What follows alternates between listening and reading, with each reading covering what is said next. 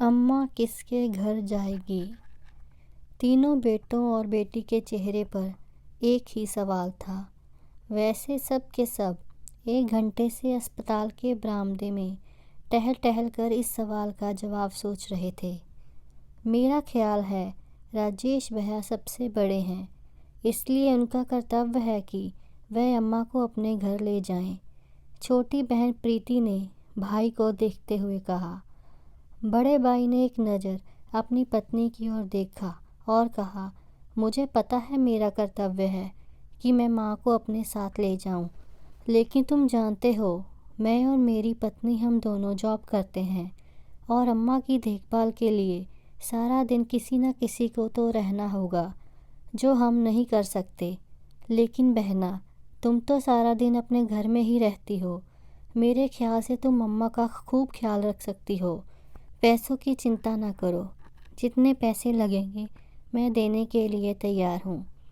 भाई राजेश ने पैसों पर जोर देते हुए प्रीति से कहा, भैया मेरी तो बड़ी ख्वाहिश है कि मैं अम्मा का खूब ख्याल रखूं, उनकी सेवा करूं, लेकिन आप तो मेरे ससुराल वालों को जानते हो ना, मुझसे ये सब बर्दाश्त नहीं होगा कि कोई मेरे भाइयों को बुला भला कहे। मेरा ख्याल है राजीव भैया के घर अम्मा ज़्यादा आराम से रह सकती है। छोटे भाई अमित ने भी बहन की हाँ में हाँ मिलाई। राजीव और उसकी पत्नी ने एक दूजे की तरफ देखा।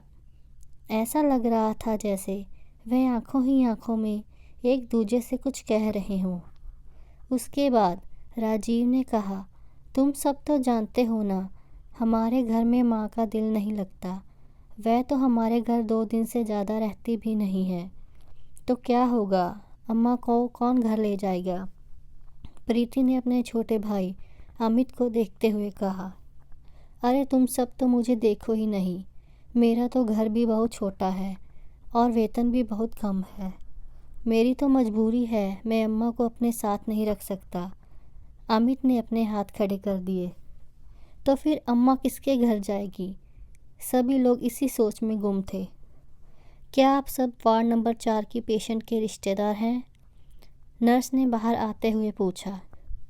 सब घबराकर उठ गए। जी जी, हम ही हैं। आपको डॉक्टर वार्ड में बुला रहे हैं। सभी दौड़ते हुए वार्ड में गए। आई एम सॉरी, हम आपकी माता जी को नहीं बचा सके, डॉक्टर ने राजेश के कंधे पर हाथ रखते हुए कहा। सबके चेहरे पर उदासी थी, लेकिन शायद दिल के किसी कोने में खुशी भी थी कि अब उन्हें अपनी माँ की सेवा नहीं करनी पड़ेगी और ना ही माँ को किसी के घर जाना पड़ेगा। यही हमारे समाज की कड़वी सच्चाई है। अकेले माता पिता 10 बच्चों को पाल सकते हैं, लेकिन 10 बच्चे मिलकर एक माता पिता को नहीं संभाल सकते।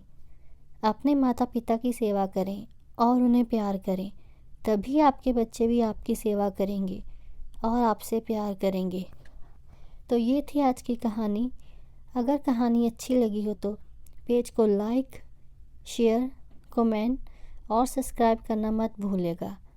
धन्यवाद।